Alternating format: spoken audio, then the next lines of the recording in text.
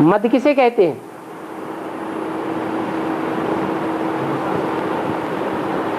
मद माते न बनो।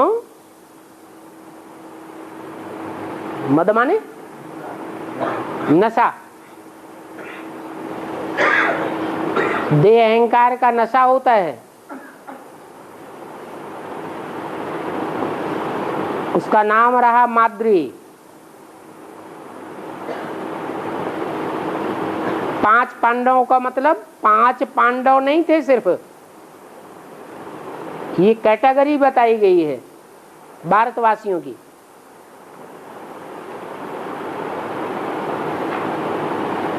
युधिष्ठिर धर्म युद्ध में आदि से अंत तक स्थिर रहने वाले। भीम, भीम माने भयंकर। आदि से अंत तक उन्होंने भयंकरता का पार्ट बजाया। 100 कौरवों को अकेले मारा, मारने के निमित्त बना। कीचक जैसी ढेर आत्माओं को मारने के निमित्त बना, और बड़े बड़े राक्षसों को भी मारने के निमित्त बना।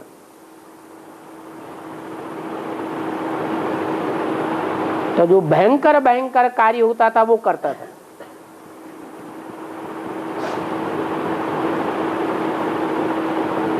खाता भी बहुत था।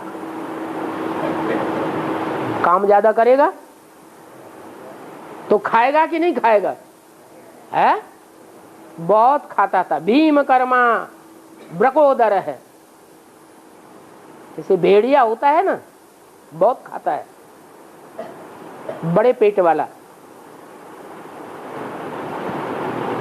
और फिर अर्जुन, तीखा पुरुषार्थ का अर्जन करने वाला।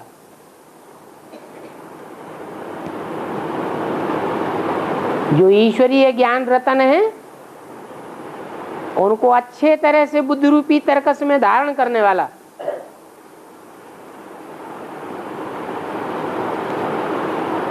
श्रेष्ठ पुरुषार्थी।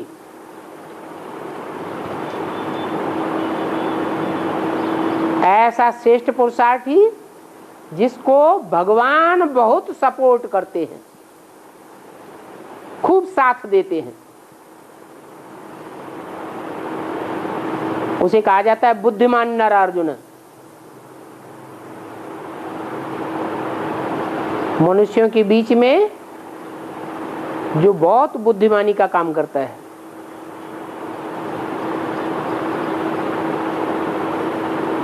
ये एक कैटेगरी हुई। और भारतवासियों की दूसरी कैटेगरी है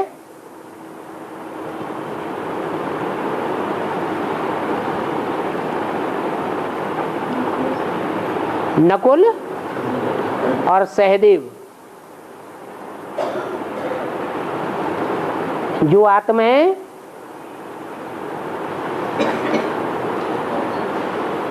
अपने 84 के चक्र के बीच में ऐसा पार्ट बजाती हैं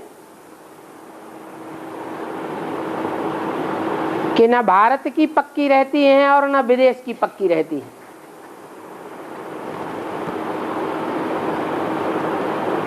जब तमो प्रधान बनती हैं तो भारतवासियों को छोड़ देती हैं और विदेशियों का पल्ला पकड़ लेती हैं।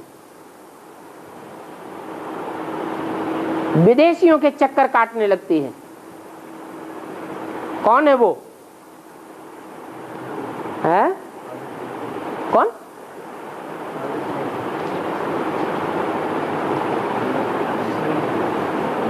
सन्यासी।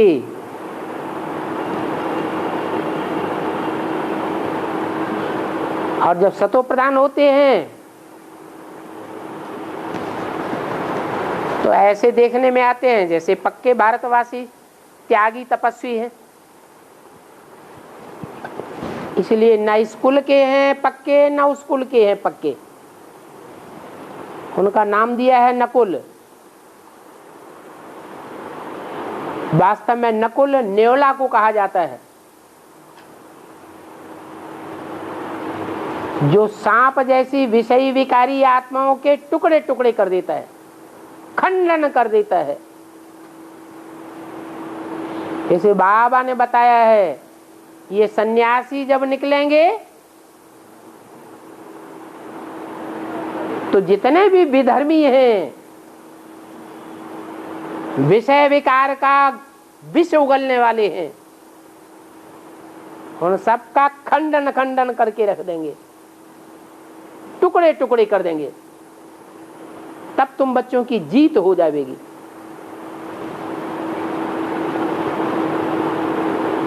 ऐसे भारतवासियों की भी पावरफुल आत्माओं की कैटेगरी है, जो झाड़ के चित्र में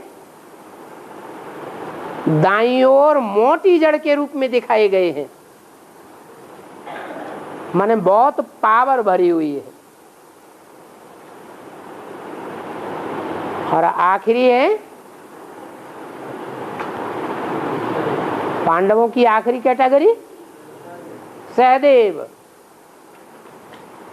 जिन्होंने सदैव देवता कुल की आत्माओं को ही सपोर्ट किया है,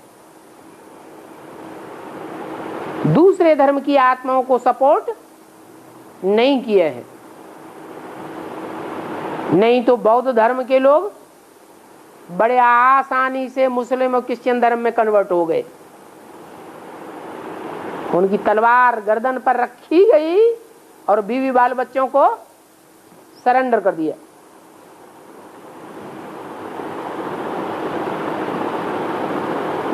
जैसे कि आर्य समाजी, जहां देखी तबाबा रात वहीं बिताई सारी रात, सब धर्मों में कन्वर्ट होते रहे।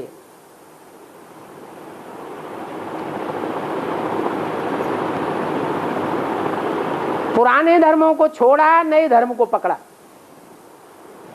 फिर नया पुराना हो गया तो उसको भी छोड़ा, फिर और नए को पकड़ लिया। आज के कांग्रेसी राजनीति के नेता क्या करते हैं? एक पार्टी में पक्के रहते हैं या पार्टियां अवसरवादी बनकर के पलट देते हैं। जैसे कि उन्हें धर्म से कुछ लेना देना नहीं। तुम कोई भी धर्म को फॉलो करो, हमारा तो धर्मनिरपेक्ष राज्य है। जैसे कि अधर्मी बन गए, मौका परस्त होने के कारण नए नए धर्मों को पकड़ते गए, पुराने पुराने धर्मों के ऊपर से आस्था हटती गई, तो किसी भी धर्म पर उनको आस्था पक्की है नहीं बैठी। धर्म के ऊपर से आस्था ही उखड़ गई। भगवान के साकार स्वरूप से आस्था ही उखड़ गई।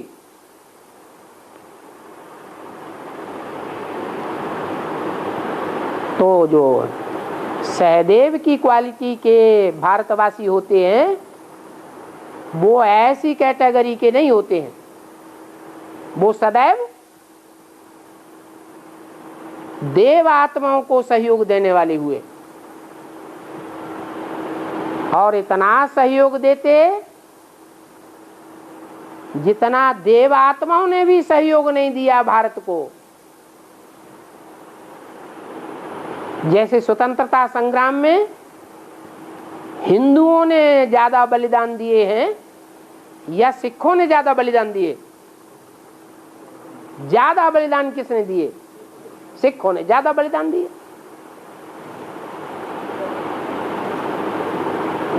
तो अगर इनकी बुद्धि में बात बैठ जाए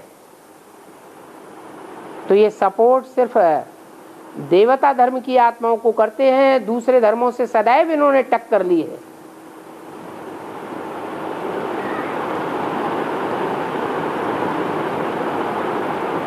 ये सीखने और सिखाने वाले हैं, इसलिए इनका नाम सिख संप्रदाय कहा गया। तो भारतवासियों की 5 कैटेगरीज हैं, जिनमें से अंतिम 2 माद्री से पैदा हुए।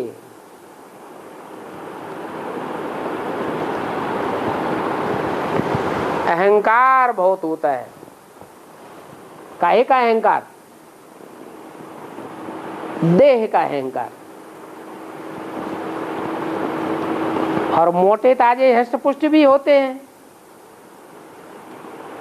काहे से? हैं? देह से। तो 2 माताएं हैं, तो 2 प्रकार के पांडव हुए। लेकिन आपस में प्रेम प्यार बहुत है।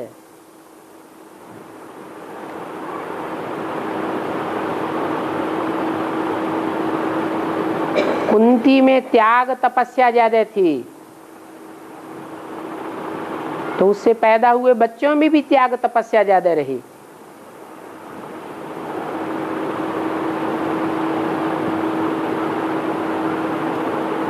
इसलिए 2 माताएं हैं जो पंडा की पत्नियां गाई हुई हैं। तिरुपति में भी 2 नाम दिए गए हैं। कौन कौन से नाम? पद्मावती और श्रीदेवी। शास्त्रों में जो कथाएं आती हैं,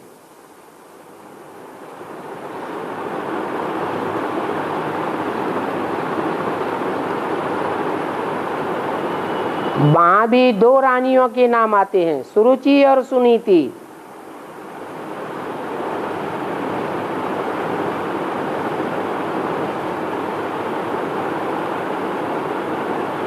उत्तानपाद राजा के 2 रानियां थी।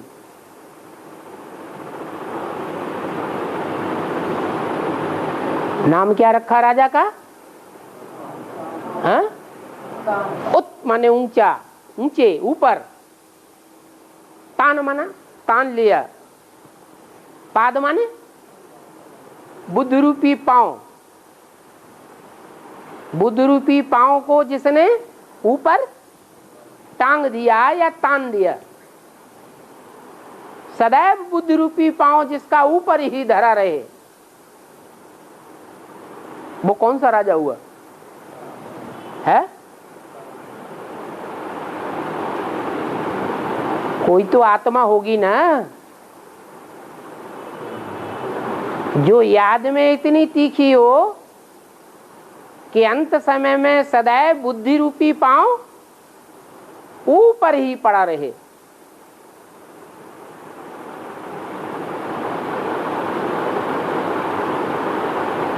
तो वही प्रजापिता की बात है, उसी को पंडा कहा गया है,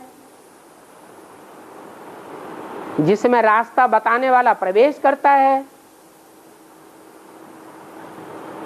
उसी को शास्त्रों में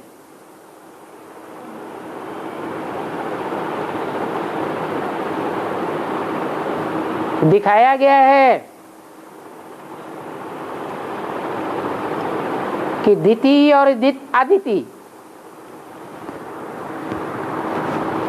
2 रानियां थी सृष्टि के आदि में। कश्यप को, काश्य माने याद का तेज, पा माने पीने वाला। जो याद का तेज पीने वाला था, उसको 2 रानियां दिखाई गई। तो अलग अलग तरीके से शास्त्रों में एक ही बात को अनेक रूपों में दिखाया गया है। वो 2 रानियों की कथा कहानी कई कई बार आई है। उनके अलग अलग नाम दे दिए हैं अलग अलग कथा कहानियों में। महाभारत में कुंती और माद्री के रूप में नाम दिए हुए हैं। पहले कौन मरती है? दोनों रानियों में से पहले कौन मरती है? माद्री। अनिश्चय बुद्धि होकर मरती है या देह से मरती है? अनिश्चय बुद्धि होकर मरती है। तो कथा कहानियां सारी यहाँ की हैं।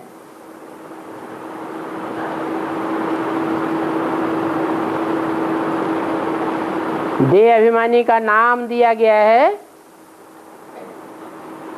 सारे जगत की अम्बा, क्योंकि जगत में राक्षस भी हैं।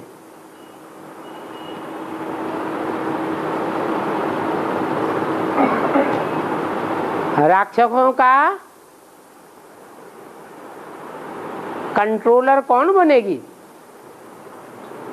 है बाप तो सदैव प्यार का सागर होकर रहता है, फिर उन राक्षसों को कंट्रोल कौन करेगा? है ब्राह्मणों की दुनिया में ब्रह्मा बाबा ने सभी राक्षसी धर्म वाले ब्राह्मणों को गोद में स्थान दिया, पालना दी, प्यार दिया। जिनको प्यार दिया वो ऐसे ऐसे खतरनाक निकले जिन्होंने ब्रह्मा का ही हार्ट फेल किया। तो ब्राह्मणों की दुनिया में ब्रह्मा के साथ ऐसे खतरनाक बच्चों का हिसाब किताब तो बना ना, कि नहीं बना? बना। वो हिसाब किताब कब पूरा होगा? यही संगम युग में पूरा होगा या सतयुग में पूरा होगा? संगम युग में ही पूरा होता है। वही ब्रह्मा की सोल फिर निमित्त बनती है जगदम्बा के रूप में। शास्त्रों में दिखाया हुआ है कि जगदम्बा जब असुर संहारिणी बनती है तो धर्मराज उसके हाथों में क्या देता है? धर्मराज काहे से सजा देता है? अरे मुरली ने बोला हड्डी हड्डी तोड़ दूंगा, है? तो हड्डी हड्डी काहे से तोड़ेगा? है? अरे कौन सी चीज का प्रहार होता है तो हड्डी टूटती है? गदा हो, डंडा हो तो हड्डी टूटती है ना। तो दंड दिया है इन असुरों की हड्डी हड्डी चूर चूर कर दो। किसके हाथ में दंड दिया? वो ही जगदम्बा शक्ति के रूप में। इसलिए वो शक्तियां ही असुर संहारिणी गाई हुई हैं। निमित्त मात्र कहा जाता है। धर्मराज, धर्म का राजा, धारणाओं का राजा ब्रह्मा।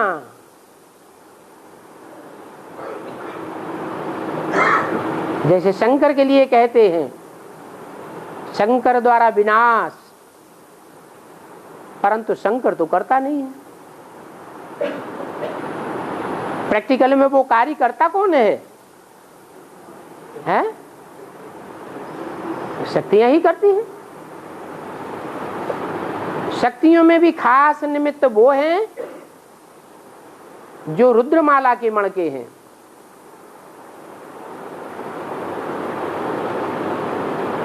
तो जो भी रुद्रवत्स हैं वो सब जैसे कि धर्मराज के दूत हैं।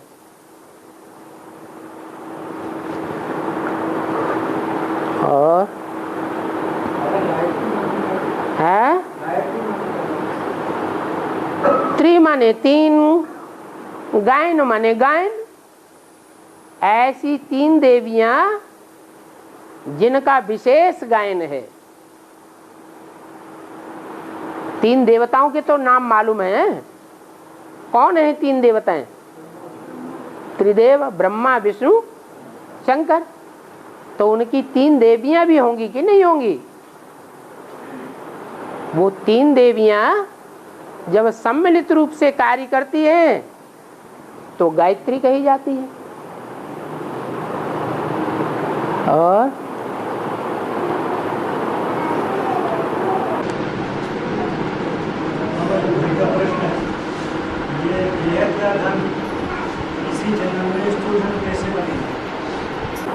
बेहद का धन, बेहद का धन माने ज्ञान धन। जो ज्ञान धन है जो सिर्फ ईश्वर से मिलता है, ईश्वर के अलावा और जो भी देने वाले हैं वो सब अज्ञान देने वाले हैं या ज्ञान देने वाले हैं। 2500 वर्ष की हिस्ट्री कहती है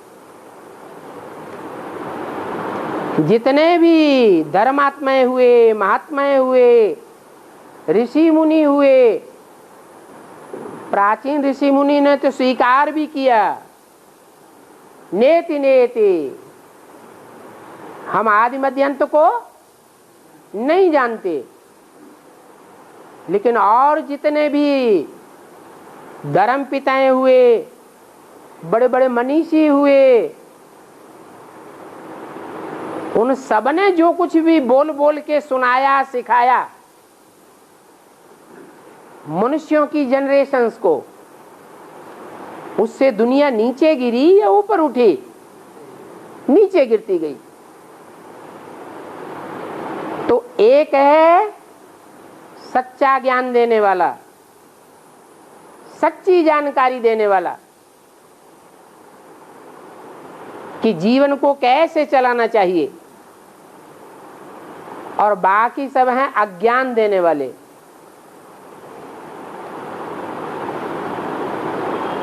तो जो ईश्वर आकर के ज्ञान धन देता है, उस ज्ञान धन को अव्वल नंबर में धारण करने वाले,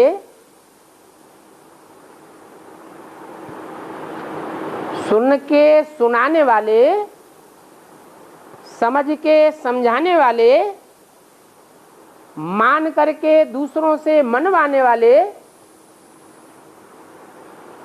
उनकी फर्स्ट क्लास माला में कितनी आत्माएं होती हैं? हैं?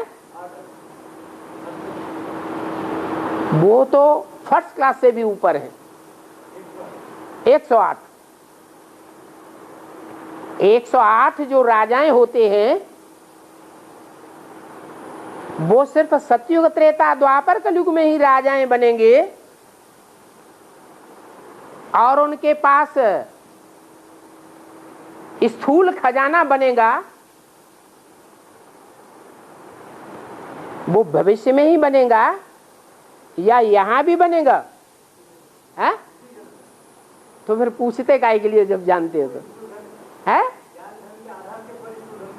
अरे ज्ञान धन जिनके पास होगा वो ही भविष्य में जाकर के बड़े से बड़ा धंधा करने वाले साबित हो जाएंगे, और धंधे सब धंधे नुकसान होने वाले हैं।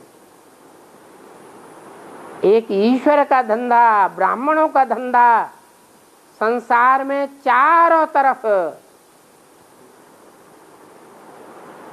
खूब रोशन होगा, और जिनके पास वो ज्ञान धन होगा उनके लिए स्थूल धन की तो कमी रहेगी ही नहीं।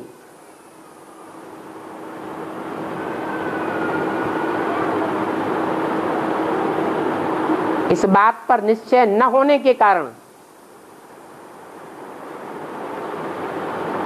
अभी जो वर्तमान ब्राह्मण है नंबरवार, वो अपना धंधा धोरी नहीं छोड़ पा रहे हैं।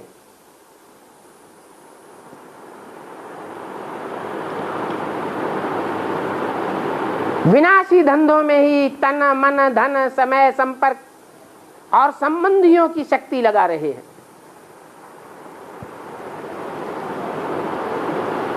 इसलिए ये प्रश्न पूछा तो ठीक ही पूछा कम से कम लोगों की आंखें तो खुलें।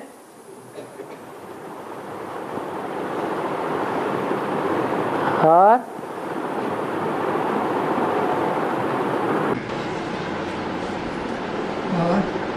आज्ञाकारी और फरमान बरदार, इस शब्दों में अंतर क्या है?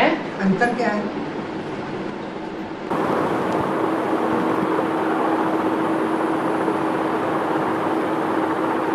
बाप होता है संबंध, एक गुरु संबंध होता है।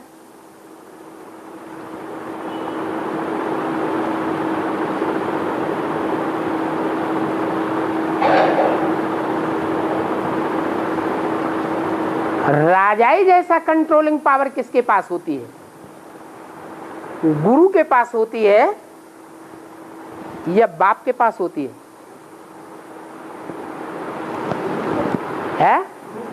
गुरु के पास होती है। गुरु रहम नहीं करेगा, क्योंकि जो शिष्य है उसका पैदा किया हुआ नहीं है। उसके पैदा करने में उसने ताकत शक्तियां नहीं लगाई हैं, पालना करने में शक्तियां नहीं लगाई हैं, तो कोई मोह उतना नहीं रहता है। जैसे कि राजा होता है और राजा की प्रजा होती है, वो प्रजा राजा के बच्चे हैं या नहीं है? बच्चे तो हैं, लेकिन राजा के पैदा किए हुए नहीं है। इसलिए जब दंड विधान करता है तो राजा को जरा भी मोह नहीं आता है। ऐसे ही राजाएं निकालता है, फरमान जारी करता है, गुरु भी फरमान जारी करता है। फरमान पर चलेंगे तो ठिकाना मिलेगा, और फरमान का नाफरमानी की तो डब्बा गोल। बाप सिर्फ आज्ञा देता है, बच्चे बाप के प्रति आज्ञाकारी होते हैं। आज्ञाकारी बच्चे होते हैं तो भी बाप पालना करता है। आज्ञाकारी नहीं होते हैं या नंबरवार होते हैं तो भी बाप बच्चों की पालना करता ही है, क्योंकि बाप का संबंध मां से भी जुटा हुआ है।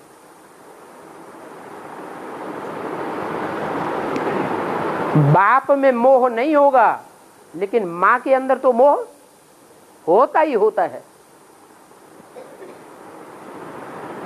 मां कैसे भी अवज्ञाकारी बच्चे को अपनी गोद से अलग नहीं कर सकती। तो 4 संबंध हैं, और 4 संबंधों में 4 प्रकार के फॉलो करने के लिए नियम हैं। एक है बाप का संबंध है, टीचर का संबंध है, गुरु का संबंध है, और पति पत्नी का संबंध है। पति पत्नी के संबंध में वफादारी चाहिए।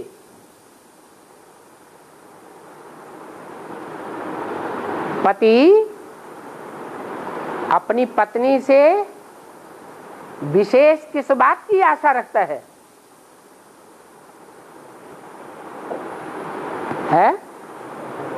वफादारी की आशा रखता है।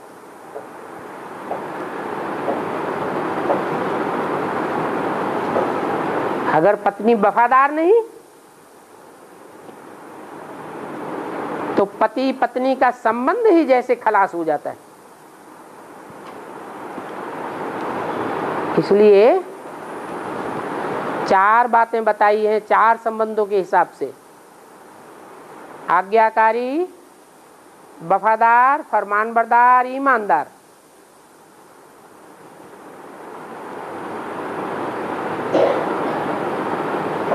ये चार विशेषताएं अगर हैं, चार संबंधों के हिसाब से, तो कोई भी आत्मा बहुत तीखी जा सकती है पुरुषार्थ में।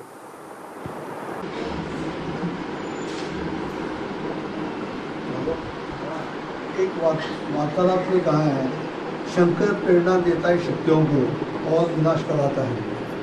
और बाबा तो कहते हैं कि प्रेरणा से तो कुछ भी होता नहीं है, प्रेरणा से तो कुछ भी होता नहीं है, एक तरफ कहते हैं, और दूसरी तरफ शंकर प्रेरणा से शक्तियों को प्रेरणा देता है और विनाश कराता है।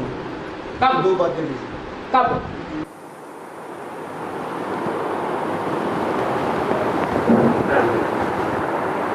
ऋषि मुनियों के जंगल में शेर बकरी एक घाट पानी पीते थे।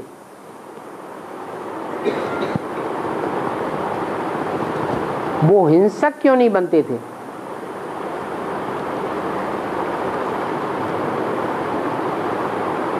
वहां शेर को ऐसी प्रेरणा किससे मिलती थी जो गाय या बकरी की हत्या नहीं करता था?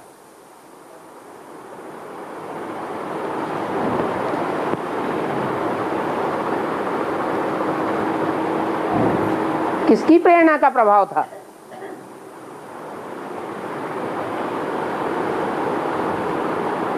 किसके वाइब्रेशन का प्रभाव था? है ऋषि मुनियों की प्रेरणा, ऋषि मुनियों का वाइब्रेशन।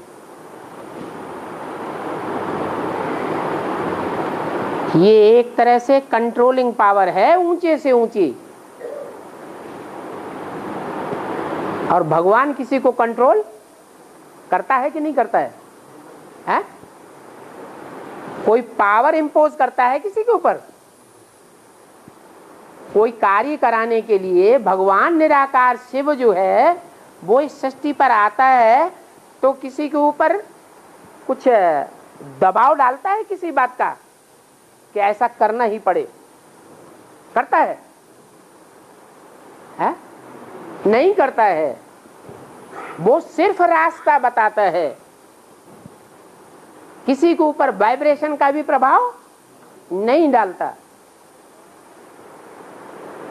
दृष्टि का भी ऐसा फोर्स नहीं डालता कि ये परिवर्तित हो जावे, ये रह जावे।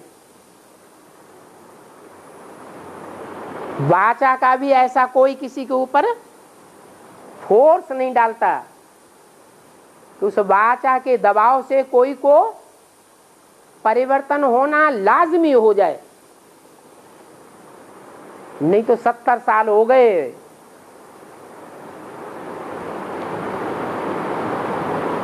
ज्ञान सुनाते सुनाते, कोई परिवर्तित क्यों नहीं हो पा रहे हैं?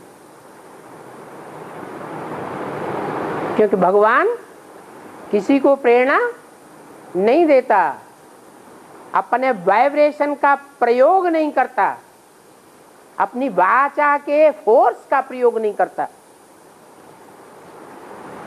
कर्मेंद्रियों के फोर्स का भी प्रयोग नहीं करता।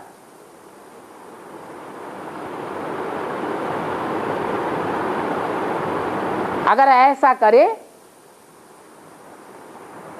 तो बल का प्रयोग करने वाला बलात्कारी कहा जाएगा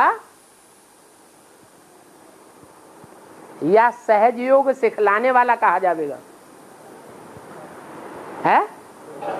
बलात् किसी से जबरदस्ती कार्य कराना ये तो अच्छी बात नहीं है। बलात्कारी मनुष्य आत्माएं हो सकती है या भगवान हो सकता है? मनुष्य हो सकते हैं। और जो त्रिदेव है वो सदैव देवता रहते हैं कि कभी मनुष्य भी होते हैं। है? मनुष्य भी होते हैं। वो सदैव अगर देवता रहे तो उनकी जो पैदाइश होगी वो देवताई पैदाइश होगी या जानवरों की या बिच्छू टिंडन की पैदाइश होगी? है तो देवताओं की पैदाइश होनी चाहिए। तो शिव परमात्मा जो निराकार है, सदैव निराकारी, निर्विकारी, निरहंकारी है, वो प्रजापिता ब्रह्मा में प्रवेश करके नर को नारायण जैसा, नारी को लक्ष्मी जैसा बनाता है, देवता बनाता है। वो कोई को जानवर, कोई को राक्षस, कोई को बिच्छू टिंडन, कीड़ा मकोड़ा नहीं बनाता है। ये 84 लाख योनियों में भ्रमण करके ये शूटिंग कौन करता है? फिर जो भक्ति मार्ग में गायन हो गया, मनुष्य आत्मा 84 लाख योनियों में चक्कर काटती है।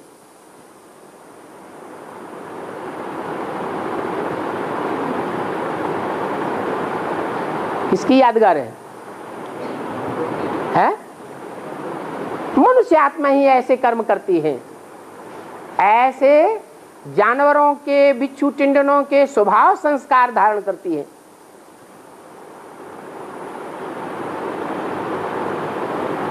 इसलिए दिखाया कि भगवान को प्रेरणा देने की जरूरत नहीं है। अगर प्रेरणा देकर के कार्य कराए तो फिर इस सृष्टि में किसी तन में आने की दरकार है ही नहीं। भगवान तो आकर के सिर्फ ज्ञान सुनाता है, ज्ञान से किसी को प्रभावित नहीं करता है। हर आत्मा अपने पूर्व जन्मों के हिसाब से, पूर्व जन्मों के कर्मों के हिसाब किताब के अनुसार ज्ञान को धारण करती है अथवा नहीं धारण करती है, या नंबरवार धारण करती है। भगवान किसी के ऊपर इम्पोज नहीं करता। कौन करता है फिर? है मनुष्य आत्मा। मनुष्य आत्माओं में मुखिया कौन है? त्रिदेव, 33 करोड़ देवताएं, उनमें भी मुखिया त्रिदेव, ब्रह्मा विष्णु शंकर। वो मनुष्य आत्माएं जोर जबरदस्ती करने की स्वभाव संस्कार वाली हैं। अभी ब्राह्मणों की दुनिया में कोई कितना भी धारणावान ब्रह्मा कुमार क्यों न हो, दूसरों को अपने अंडर दी कंट्रोल चलाने की वृत्ति सब में है। नंबरवार या नहीं है? सबके अंदर है। तो शंकर द्वारा प्रेरणा गाई हुई है, शिव द्वारा प्रेरणा गाई हुई नहीं है।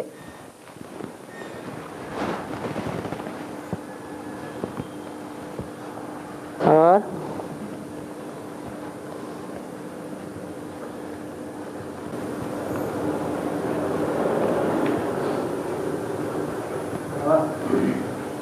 संध्यावंदन के दौरान हाँ बहुत सारी क्रियाएं होती हैं, जिसमें 24 मुद्राएं होती हैं। उसका क्या मतलब है?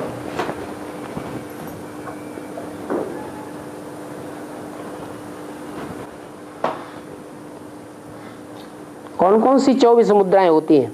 जैसे मत्स्य होता है, मत्स्य होता है, लिंगम, सम्मुखम,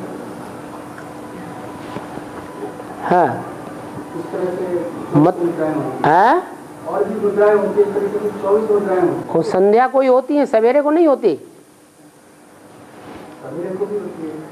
तो पूछने का मतलब क्या है फिर? तो संध्या बंधन में जो ये मुद्राएं होती हैं, हाँ, उसका बेहद में क्या मतलब है, क्यों करते हैं? ये जो संध्या वंध्या जो बंधन होता है, वो भगवान की याद की प्रक्रियाएं बनाई है भक्ति मार्ग में।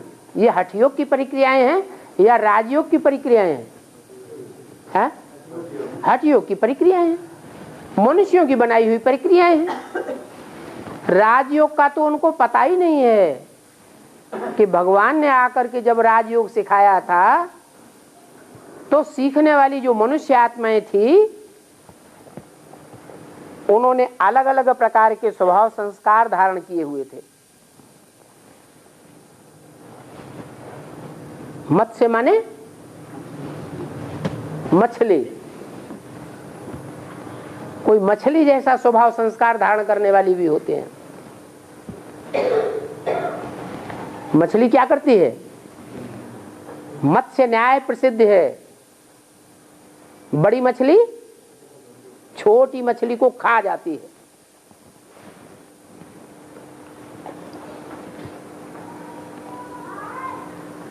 मछलियां अनेक प्रकार की होती हैं।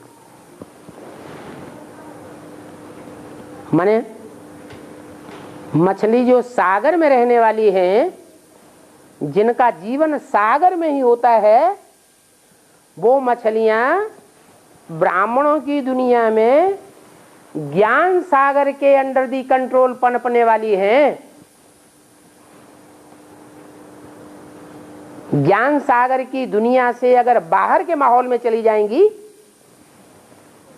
तो क्या होगा? छटपटा के खत्म हो जाएंगे।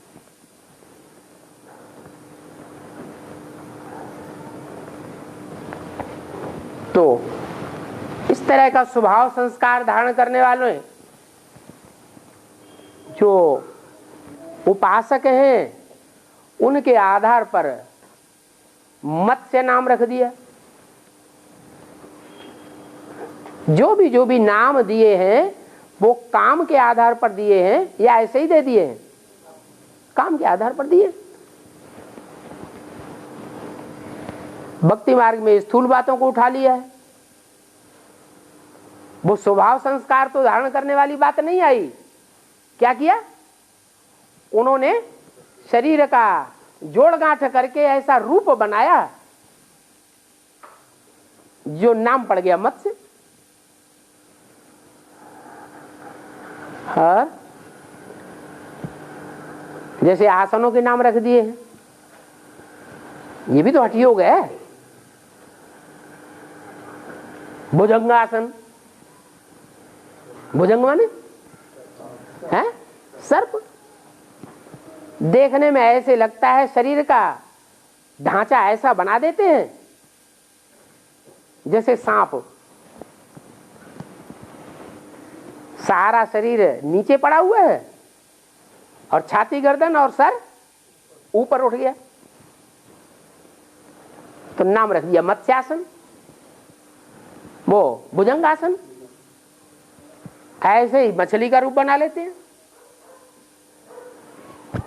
शलभासन।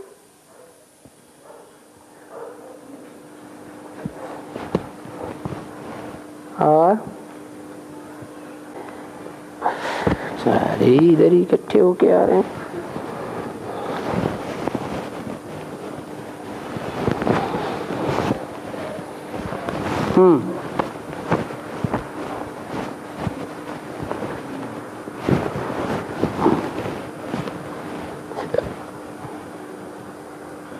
प्रश्न आया है, लक्ष्मी का पुत्र गणेश जैसा क्यों दिखाते हैं? अभी थोड़ा सा इसका जवाब मिल गया कि नहीं मिल गया है? गणेश माने जानवर जैसा मुख क्यों दिखाते हैं? लक्ष्मी का पुत्र है, लक्ष्मी तो देवी है ना, तो देवी का पुत्र देवी देवताओं जैसा होना चाहिए या जानवरों की सूरत वाला होना चाहिए? है देवियों जैसा होना चाहिए। फिर कैसा दिखाते हैं? हाथी जैसा मुखड़ा क्यों दिखाई दिया? अभी जवाब दिया कि नहीं दिया? हाँ, किस लिए? क्योंकि ब्राह्मणी की संगम युग दुनिया में जो त्रिदेव हैं और उनकी सहयोगिनी शक्तियां हैं, जब पुरुषार्थ करती है देवी देवता बनने का, तो उस समय एकदम देवी देवता बन जाते हैं या पुराने 63 जन्मों के संस्कार प्रत्यक्ष होते रहते हैं बीच बीच में? है जानवरियत के स्वभाव संस्कार ब्राह्मणों के जीवन में लक्षित होते हैं या नहीं होते हैं? होते हैं। तो जो जानवरियत के संस्कार लक्षित हो गए उससे फिर ऐसी रचना तैयार हो जाती है जानवरों जैसी।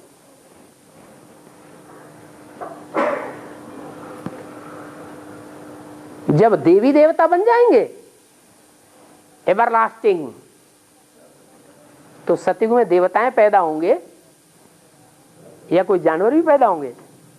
हैं? देवता ही पैदा होंगे।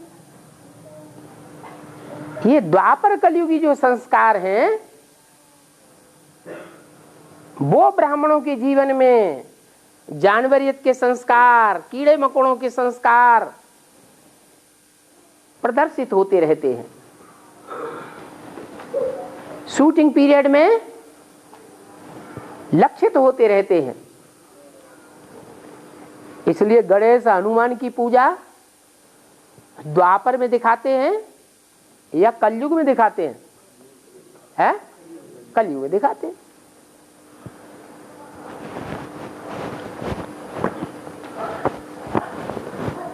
नहीं नहीं,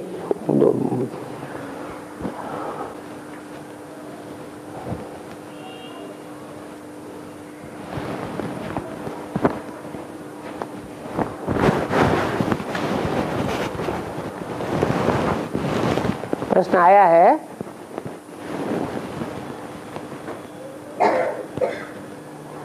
कि ब्रह्मा से असुरों ने तपस्या करके वरदान लिए, और जो मोस्टली वरदान लिए उनमें ऐसे वरदान ज्यादा होते हैं जिसमें तीनों लोगों के ऊपर उनकी विजय हो जाती है। क्या?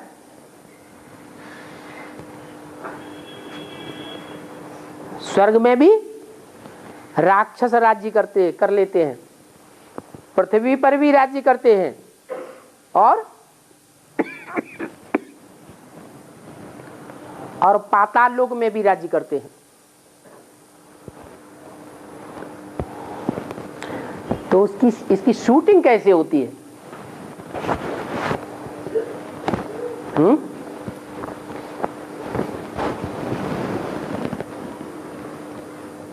पहली बात तो ये है,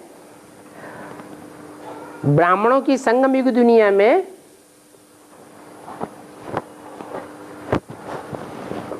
ब्रह्मा से वरदान पाने वाले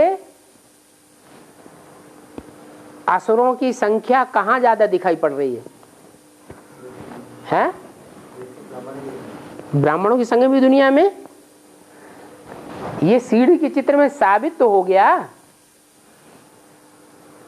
कि सन 76 से ब्राह्मणों की संगम युगी दुनिया में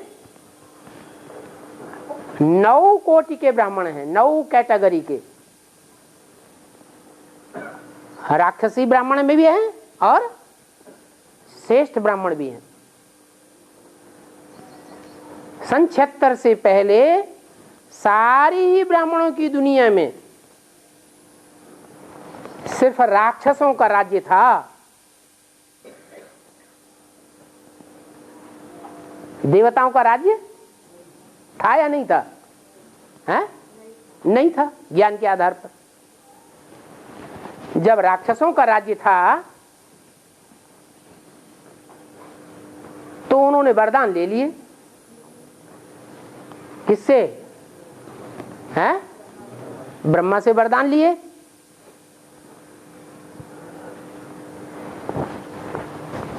और तीनों लोगों के ऊपर राज्य करने के भी वरदान लिए।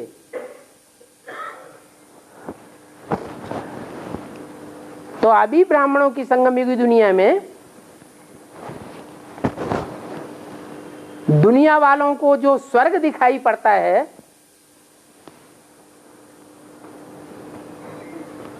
दिखाई पड़ता है कि नहीं दिखाई पड़ता है? हैं? उस स्वर्ग के ऊपर राज्य कौन कर रहे हैं? वो राज्य करने वाले देव आत्माएं हैं या राक्षस हैं? है? राक्षस ही है ना। तो साबित तो हो गया क्या कि राक्षस अभी ब्राह्मणों की संगम युगी दुनिया में दुनिया वाले जिसको स्वर्ग समझते हैं वहां वो राक्षस राज्य भी कर रहे हैं।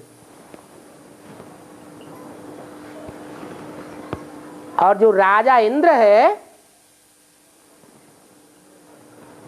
उसका डायरेक्शन पे पूरे चल रहे हैं, या जब चाहे कान पकड़ के बाहर निकाल देते हैं? है? ब्राह्मणों की संगमी दुनिया में राजा इंद्र का पार्ट बजाने वाली आत्मा कौन है? डरपोक है। राजा इंद्र को डरपोक दिखाते हैं या निर्भय दिखाते हैं? तो कौन है? राम वाली आत्मा डरपोक है।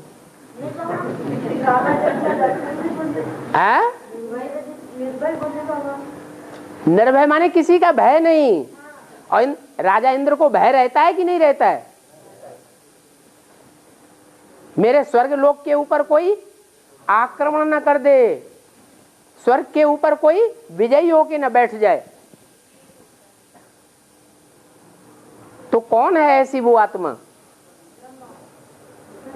है? प्रजापिता है।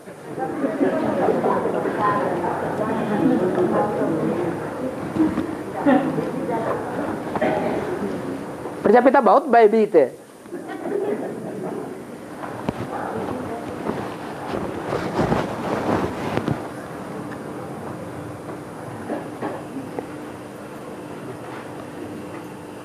इंद्र दिखाते हैं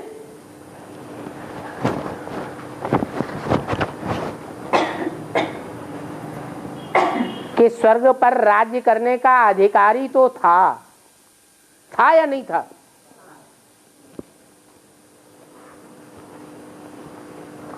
और कोई दूसरे देवता को क्यों नहीं बताया? 33 करोड़ देवताएं हैं, उनमें से और कोई ये क्यों नहीं बताया कि वो अधिकारी है? देवताओं के बीच में राजा इंद्र को ही अधिकारी बताया। ये अधिकार दिया गया। अगर असुर लोग उस पर राज्य भी कर लेते थे स्वर्ग के ऊपर, तो भी त्रिदेव जो हैं वो इंद्र की सहायता करते थे या नहीं करते थे? करते थे। फिर भी इंद्र को राज्य दिलाते थे। क्यों? उसमें गुण ऐसा कौन सा था?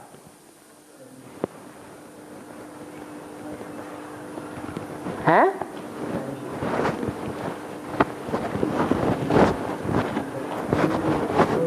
है? क्या? हाँ, नहीं, सहनशीलता का तो ठीक, सहनशीलता का तो नहीं कहेंगे उतना। हाँ, इंद्र नाम ही तब पड़ता है जब इंद्रियों को जीतने वाला बने। तो देवताएं ही इंद्रियों को जीतने वाले होते हैं। और देवताओं में पहला पत्ता कौन है? है? कृष्ण की सोल। तो वो ब्राह्मणों की संगमी की दुनिया में भी अभी राज्य करता भी है। फिर कभी कभी असुर जो हैं उनका प्रभाव जास्ती हो जाता है उस स्वर्ग लोक में, और वो असुर उसकी बात नहीं भी मानते हैं। अव्यक्त वाणी के सारे डायरेक्शंस को, सारे फरमान को ब्राह्मणों की दुनिया में मान रहे हैं या निग्लेक्ट भी कर देते हैं? निग्लेक्ट कर देते हैं। तो जब निग्लेक्ट कर देते हैं तो असुरों का राज्य, जब मानते हैं तो ब्रह्मा वाली सोल का राज्य। तो राज्य तो चल रहा है किसका? इंद्र का भी बीच बीच में राज्य चलता है, और बीच बीच में जो आसुरी आत्माएं हैं वो भी कंट्रोल कर लेती हैं उस स्वर्ग लोक के ऊपर। बाकी दूसरा लोक है पृथ्वी लोक। जो पृथ्वी लोक है, उस पृथ्वी लोक में सभी धर्मों के होंगे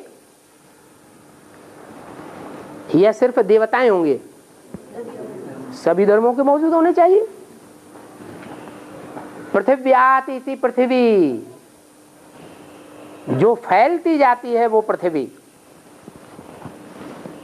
तो ब्राह्मणों की दुनिया में हर धर्म की आत्माओं का, हर धर्म खंड का विस्तार होता जा रहा है या नहीं होता जा रहा है? हैं? होता जा रहा है। तो ये पृथ्वी लोक होगा जहां के लिए शास्त्रों में गायन है कि अच्छे कर्म करेंगे तो स्वर्ग में जाएंगे और बुरे कर्म करेंगे तो नरक में, पाताल में, गड्ढे में जाएंगे।